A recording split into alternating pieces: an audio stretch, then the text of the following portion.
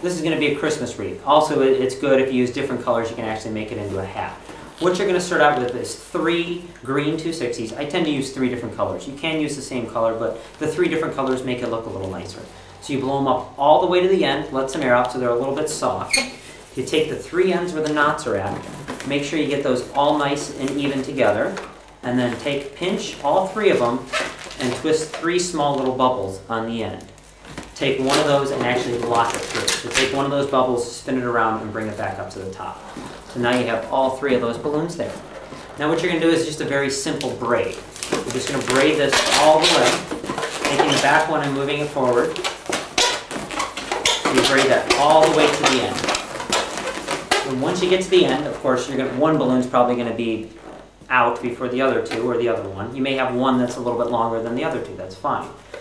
So once you get to the end, you're going to spin that so you actually have the 1 bubble and then 2 other ones sticking out.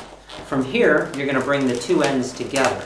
So you're going to take the end which you just came to, the end where the 3 knots are at, bring those together, hold on to all 6 of them, and wrap those around.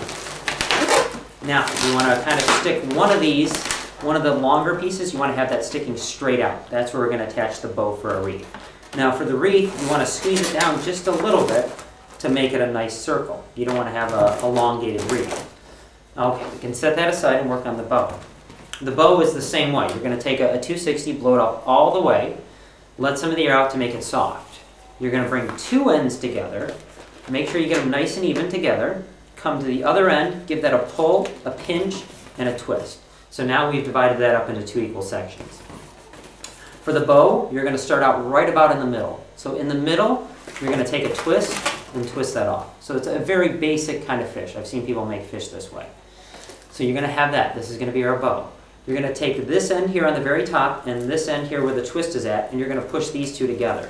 So you're going to squeeze that, bring that down, pinch your finger and your thumb together, and spin that around a couple times, and you're going to have what looks like a bow. We're going to attach that to our wreath. What you want to do is grab the wreath. You have the one piece that's sticking straight out. You're going to twist a 1-inch bubble. So take that balloon, twist a 1-inch bubble on the end of that wreath. Take your bow, right here where they all come together, you're going to attach that to the 1-inch bubble. You're just basically going to take that 1-inch bubble and wrap it around there a few times.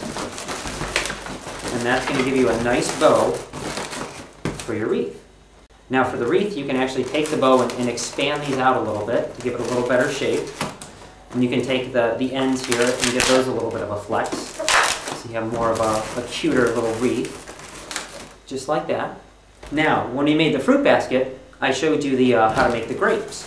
On the very top of the grapes, if you make them out of red, and you just do the 4 bubbles and the 3 bubbles, you'll get this. You can break it off, tie it again, and make 2 sets of these.